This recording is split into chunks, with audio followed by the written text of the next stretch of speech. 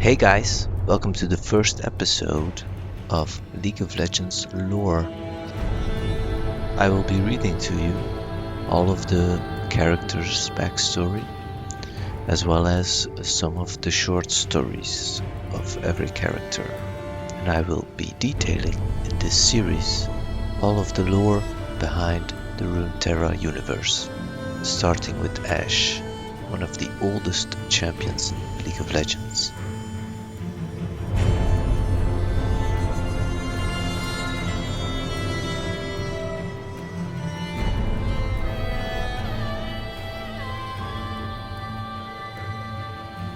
One tribe, one people, one Freljord. Ashe.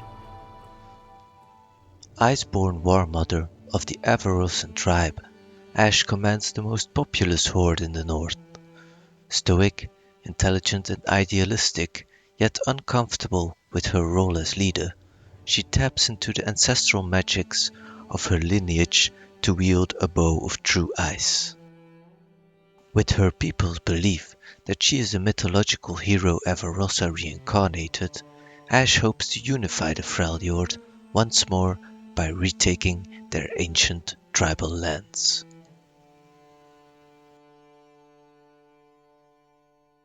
Ashe hails from the northern Freljord, where brutal tribal raids and inter-clan warfare are as much a part of the landscape as the scream of the frozen winds and the unyielding cold of the tundra. The only child of Grenna, the matriarchal chieftain of the tiny Avarosan tribe, Ashe was Iceborn, a member of the warrior caste, gifted with an ancestral connection to the magic of her lands and the rare ability to wield the power of true ice. Everyone assumed that Ashe would follow her mother as the tribe's next leader. However, this was never a glory Ashe desired. The grim responsibility of her warlike lineage and extraordinary gifts instead left Ashe feeling isolated, burdened and alone.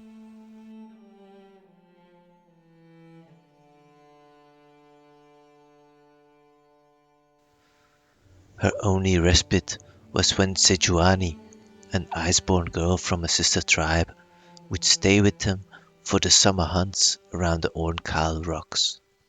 The girls' friendship defined their childhoods, but was cut short just as they reached their teens. Somehow, Grenna had offended Sejuani's grandmother, and the fellowship between their tribes ended suddenly.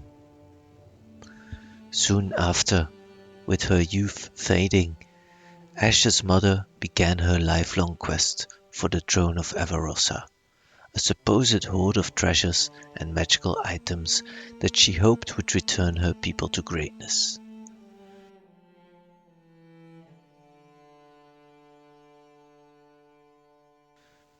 But Grenna's belief in prophecies and legends led her to take risks, which often left her tribe enfeebled. Finally, during a dangerous and unnecessary raid in another tribe's lands, Grenna was killed. Her sudden death left young Ashe on the run, while most of her tribe was wiped out. Alone, pursued, Ashe followed her mother's last map to a deserted glacier where she found the supposed grave of Avarosa and her magical bow of true ice. Ashe used the weapon to avenge her mother's death, then turned west.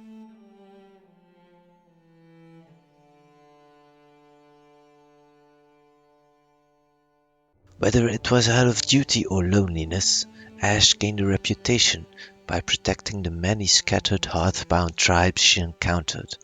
She spurned the custom of taking thralls and instead chose to adopt these desperate people as full members of her new tribe.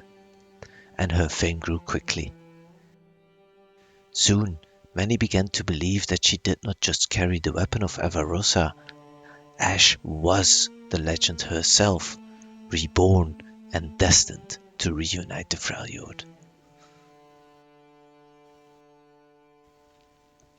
But tall tales would not feed her followers, and their long march south left the tribe on the verge of starvation. So, Ashe leveraged the myths surrounding her, using them to form alliances with the powerful and land-rich southern tribes, promising to unite them into a nation capable of challenging neighboring kingdoms. These new alliances brought new dangers, and Ashe quickly found herself at the center of a political feud. A warmother, as Freljordian tribal leaders are known, was expected to wed, and taking a husband from one of the major tribes would anger the others. Ashe could take several husbands, but this would only bring the conflict to a boil within her own household, and the ensuing bloodshed would shatter the alliances she had fought to build.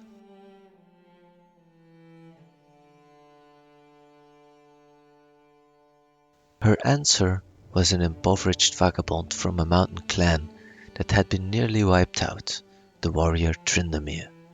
He was neither a spirit walker nor blessed with any elemental powers, but upon his arrival in Ashe's new capital, Tryndamere had thrown himself into every dueling ring he could find.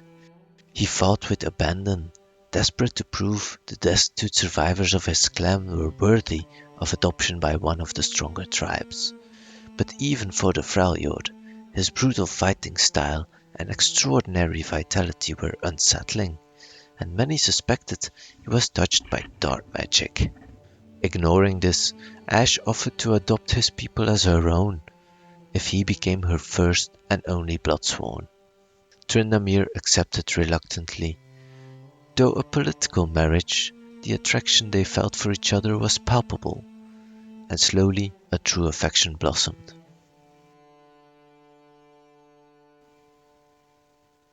Now, Ashe stands at the head of the largest coalition of Freljordian tribes in many generations. Even so, the unity she would bring rests upon an uneasy peace, threatened by internal intrigues, foreign powers, the growing violent horde of the Winter's Claw, and a supposed destiny that Ashe must at least pretend to believe.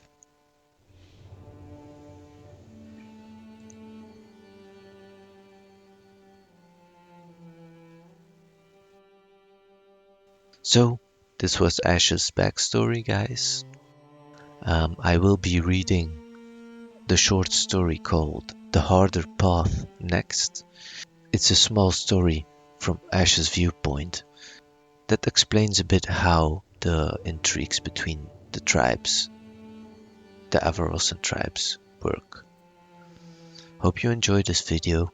If you did, please like, please subscribe for more content like this. I will be doing every character's backstory, every champion, and who knows how big the universe of Runeterra will really get.